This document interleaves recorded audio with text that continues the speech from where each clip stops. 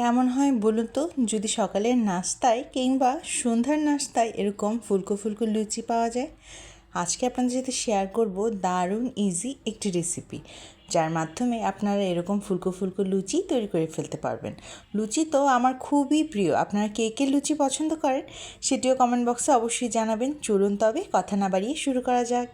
প্রথমেই লুচি তৈরির জন্য আমি ময়দা নিয়ে নিচ্ছি। এখানে প্রায় 3 কাপের মতন ময়দা ব্যবহার করছি। ময়দা নেওয়া হয়ে গেলে এই পর্যায়ে দিয়ে দিলাম স্বাদ মতন লবণ, প্রায় হাফ চামচের মতন লবণ ব্যবহার করেছি এবং লবণ এবং ময়দাটাকে একটুখানি হাত দিয়ে নেড়েচেড়ে মিশিয়ে নিলাম এবং এতে দিয়ে দিলাম 1/3 কাপ পরিমাণ তেল।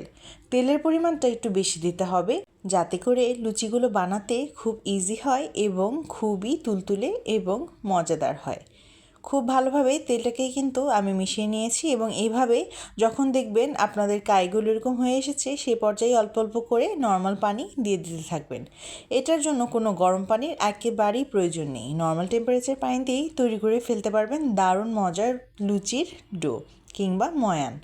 অল্প অল্প করে কিন্তু পানি ব্যবহার করবেন, একবারে দিয়ে দিলে দেখা যাবে কাইটা নরম হয়ে এসেছে। এবারে কিছুক্ষণ সময় ধরে কিন্তু এটাকে খুব সুন্দরভাবে মথে নিতে হবে। এই মথার উপরে কিন্তু ডিপেন্ড করে লুচিগুলো কত সুন্দর হবে। এবারে এর থেকে আমি ছোট ছোট লেচি কেটে নিচ্ছি। এক একে করে আমি আমার লুচিগুলোর জন্য সবকটি লেচি কেটে নিলাম। এবারে এভাবে হাতের সাহায্যে ঘুরিয়ে ঘুরিয়ে গোল করে আরেকটু স্মুথ করে নিলাম। এবারে রুটি বেলার পিঁড়িতে আমি কিছুটা ময়দা নিয়ে নিলাম এবং একটি লেচি নিয়ে নিলাম। এবারে খুব সুন্দরভাবে কিন্তু বেলনের সাহায্যে এটাকে একটা সুন্দর গোল শেপে নিয়ে আসতে হবে। আপনাদের কার কার রুটি এরকম সুন্দর গোল হয় আমাকে কমেন্ট বক্সে অবশ্যই জানাবেন।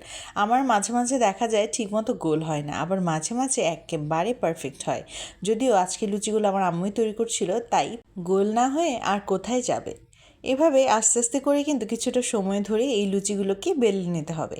একটা লুচি আমার কমপ্লিট। এভাবে এক একে করে আমি আমার সবকটি লুচি বেলে নিচ্ছি। আপনাদেরকে একটা টিপস দিই, আপনারা কিন্তু যখন ময়ানটাকে তৈরি করবেন তখন কিন্তু খুব সুন্দরভাবে মথে নিতে হবে। মথা সুন্দর না হলে কিন্তু এই লুচিগুলো খেতেও ভালো লাগবে না, ফুলকো ফুলকো হবে না, আবার নরমও হবে না। জিনিসটা মাথায় রাখবেন। আমার এক একে করে সবকটি লুচি তৈরি হয়ে যাচ্ছে। এবারে আমি চুলায় একটি প্যান বসিয়ে পরিমাণ মতন তেল গরম করে নিলাম। এইবারে লুচি ভেজে নেওয়ার পালা। তেলটা কিন্তু কিছুটা বেশি পরিমাণেই দিতে হবে। যত বেশি তেল হবে লুচিটাও ঠিক ততটাই ফুলবে।